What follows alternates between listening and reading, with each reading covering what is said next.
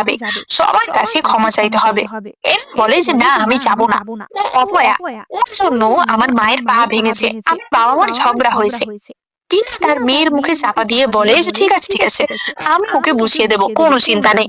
এবার তারা তিনজন পরের দিন ওয়েড ম্যানশনে আসে। টিনা বলে যে কালকের ঝামেলার জন্য এমি সরি বলতে এসেছে।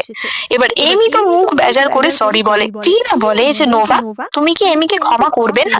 বাচ্চাদের মধ্যে তো ঝগড়াঝাটি হতেই থাকে, তুমি এরকম করছো কেন? এমি তো তোমাকে সরি বলেছে, বলো তোমার ওকে সরি বলা উচিত। নোভা বলে যে আমি কেন সরি বলবো, আমি তো কিছু করিনি, আমি কোনো সরি বলবো না। টিনা বলে যে তুমি কি এমিকে কামড়েছো তাহলে? নোভা বলে যে কামড়েছে কারণ আমার মা বাবাকে অপমান করেছে, আমাকে ধাক্কা মেরে ফেলে দিয়েছে। এমি তখন বলে যে আমি ভুল তো কিছু করিনি, সত্যি তো তোমার মা বাবার কোনো ঠিক নেই। বেন তখনই বলে যে শোন, তোমার মেয়ে নোভাকে এইসব বলতে শিখলো কি করে? নিশ্চয়ই তোমরাই শিখিয়েছো। তো তোমাদের যদি এতই সমস্যা থাকে তোমরা আমাদের সাথে আর সম্পর্ক রেখো না। দাদি বলে যে যখন জেন মিসিং হয়ে গেছিল তখন থেকে তোমরা এখানে এসে থাকো, আমি তোমাদের কিছু বলিনি, কিন্তু এটা ভেবো না যে আমি বুঝিনি তোমাদের উদ্দেশ্য কি। তোমাদের সাথে সবসময় ভালো ব্যবহার করেছি, কিন্তু আজ থেকে তোমরা নিজেদের রাস্তা নিজেরাই দেখো। টিনা বলে যে না, আরে আমাদের কি দোষ? শন বলে যে যথেষ্ট হয়েছে, সত্যি আমারই ভুল। আমি ওদের উচিত শিক্ষা দিতে পারিনি। এবং সে তার মেয়ে বউকে নিয়ে সেখান থেকে চলে যায়। টিনা বলতে থাকে যে শন, আমি সত্যিই সরি, আমি ওদের কাছে ক্ষমা চাইছি। টিনা বলেছিল যে এই পরিবারের সাথে তার যদি সম্পর্ক না থাকে তাহলে এত বড় সম্পত্তি তো হাতছাড়া হয়ে যাবে। বলে যে থামো তুমি, অনেক হয়েছে, তুমি কি বুঝতে পারছো না ওরা তোমাকে পছন্দ করে না? টিনা বলে যে এরকমটা তোমার আর তোমার মেয়ের জন্যই হলো, এতে আমার কি দোষ ছিল? শন বলে যে আমার জন্য আমি কি করলাম? তুমি কি নিজের দোষ দেখতে পাও না? সব তোমার জন্যই হয়েছে। ঠিক আছে, কথা বাড়িয়ে লাভ নেই, আমাদের ডিভোর্স নিয়ে নেওয়াই ভালো হবে। এবার এম তো ভ্যা ভ্যা করে কাঁদতে থাকে। চেঁচিয়ে ওঠে যে শন, তুমি আমাকে ডিভোর্স দিতে পারো না, এটা হতে পারে না। শন বলে যে ঠিক আছে, কোর্টে আমাদের দেখা হবে। এবং এই বলে সে চলে যায়। এবং নোভা সেই সব দেখতে পায়। তিনি সঙ্গে সঙ্গে তার বন্ধু জ্যাকিকে কল করে এবং বলে যে নোভাকে কারা অ্যাডপ্ট করেছিল সেই খবর আমাকে এক্ষুনি জানাও। এবার এম তো বসে বসে কাঁদছিল, তাই দেখে নোভার খারাপ লাগে এবং সে এমকে চকলেট দিতে যায়। কিন্তু এম চকলেটটা ফেলে দিয়ে বলে যে তোমার জন্য আমার মা বাবা আমাকে ছেড়ে দিল, আমি তোমার থেকে কোনো চকলেট নেব না। তখনই চকলেটটা তুলে নিয়ে বলে যে নোভা বাদ দাও ওকে, চলো আমরা বাড়িতে যাই। এবার অপরদিকে আমরা দেখতে পাই ইয়ানকে। সেও নোভাকে খুঁজতে খুঁজতে সেই পার্কে এসে হাজির হয়েছিল, যেখানে আগে নোভা বসে ফরচুন টেলিং করছিল। ইয়ান ভাবেই যে এই জায়গা থেকে আমি নোভার আর কোনো ট্রেস পাচ্ছি না। এবার তখন ইয়ান মনে মনে অতীতের কথা ভাবে, যে যখন প্রেগনেন্ট ছিল তখনই ইয়ান সেই লকেটটা দিয়েছিল। ইয়ান বলেছিল যে তুমি চিন্তা করো না, আমি তাড়াতাড়ি এসে তোমাকে নিয়ে যাব। যে তখন বলেছিল যে আমার বাবা দাদা হয়তো কখনোই তোমাকে মেনে নেবে না, কিন্তু আমি আর আমার বেবি তোমার জন্য অপেক্ষা করব।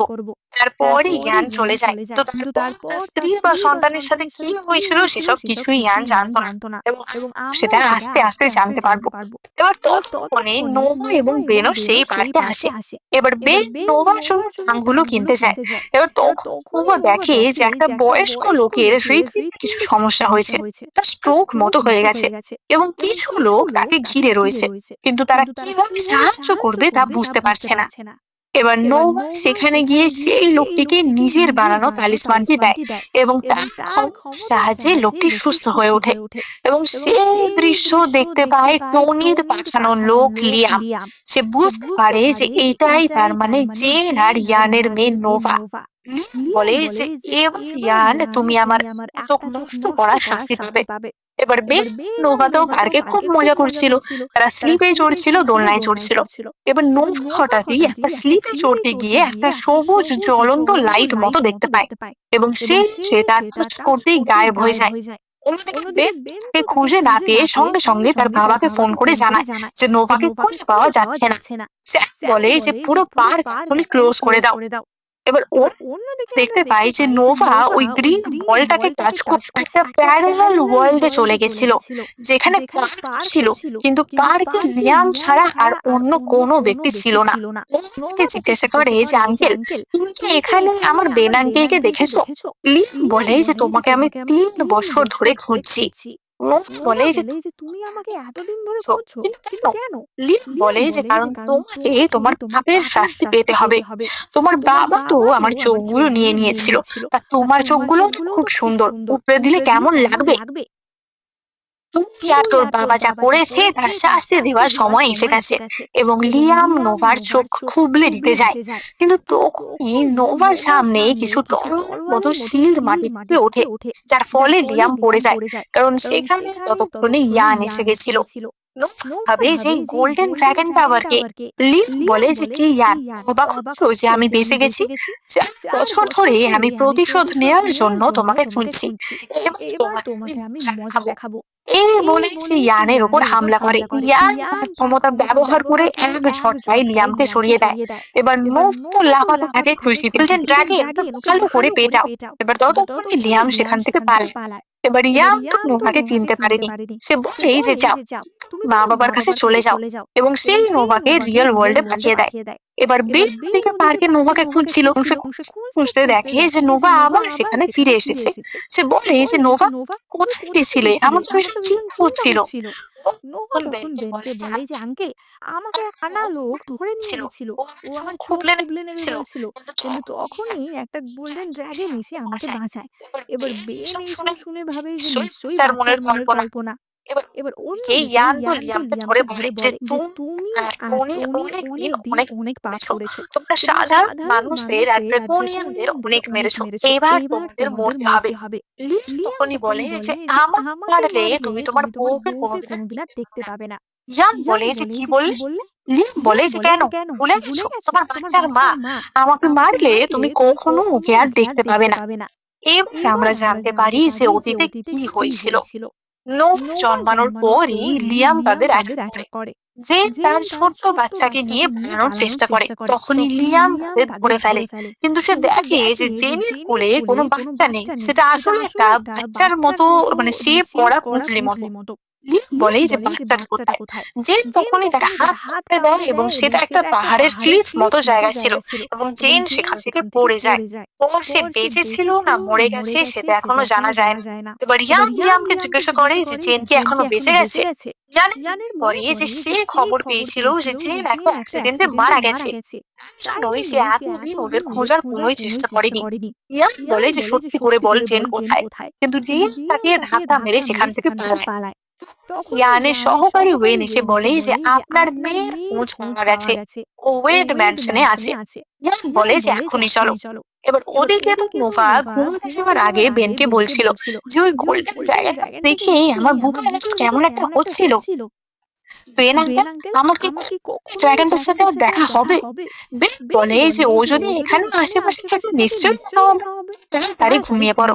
এবার নোভা মনে মনে ভাবে যে আবারও যদি ওই ড্রাগনটার সাথে দেখা হয় তাহলে আমি আমার ছোট্ট ড্রাগনটা ওকে দেখাবো। এবার বেন ডেভকে বলে যে আমার সন্দেহ হচ্ছে যে নোভা যার কথা বলছে সেটাই ওর বাবা নয়তো। বলে যে সেটা যেই হোক না কেন, নোভাকে কিন্তু আমরা কাউকে নিয়ে যেতে দেব না। এবার দিন সেই লোকটি, অর্থাৎ যাকে নোভা পার্কে বাঁচিয়েছিল, মিস্টার অ্যান্ড্রে নোভাকে ধন্যবাদ জানানোর জন্য উপহার নিয়ে আসে। মিস্টার অ্যান্ড বলে যে তোমাকে গিফটটা নিতেই হবে, কারণ আমি তোমার থেকে আরো কিছু সাহায্য চাই। ছেলে 3 বছর ধরে কোমাতে আছে, হাসপাতালে বলেছে কিছুই করতে পারবে না। আমার মনে হয় একমাত্র হয়তো নোভাই জ্যানকে বাঁচাতে পারবে। স্যাম বলে যে কিন্তু অ্যান্ড্রে, জানি নোভা অন্য বাচ্চাদের থেকে আলাদা, স্পেশাল, কিন্তু ও তো একটা ছোট বাচ্চা। ওরা কত সম্ভব যে একজনকে কোমা থেকে তুলতে পারবে? কিন্তু নোভা তখনই বলে যে হ্যাঁ আমি পারবো, এবং হাসপাতালে যায়। স্যামকে দেখে ভাবে যে আমার মনে হয় আঙ্কেলটাকে আমি চিনি, কিন্তু আমি তো ওকে কখনো দেখিনি। সে বলে যে দাদু, ও কি ঘুমাচ্ছে? অ্যান্ড্রে বলে যে হ্যাঁ, ও 3 বছর ধরে ঘুমাচ্ছে। নোভা বলে যে 3 বছর, সেটা সময়। অ্যান্ড্রে বলে যে হ্যাঁ, তুমি কি ওকে জাগাতে পারবে? না পারলেও কোনো ব্যাপার না। এবার নোভা জ্যানের হাত ধরে বলতে থাকে যে জ্যান আঙ্কেল ওঠো, তাদের মধ্যে এনার্জি এক্সচেঞ্জ হয়। এবার জ্যান দেখতে পাই একটি জায়গায় সে বন্দি অবস্থায় ছিল, মানে বলা যেতে পারে এটা একরকম মেন্টাল স্টেট। সেখানে সে নোভার আওয়াজ শুনতে পায়। নোভা ড্রাগনটি জ্যানের আশেপাশে সেই কালো ধোঁয়া বা নেগেটিভ ওরাকে তাড়িয়ে দেয়, এবং জ্যানকে সেই বন্দি দশা অর্থাৎ কোমা থেকে মুক্ত করে, এবং জ্যান কোমা থেকে ওঠে। জ্যান বলে যে তুমি কে? নোভাকে কাঁদতে কাঁদতে ধন্যবাদ জানায় তার ছেলেকে বাঁচানোর জন্য।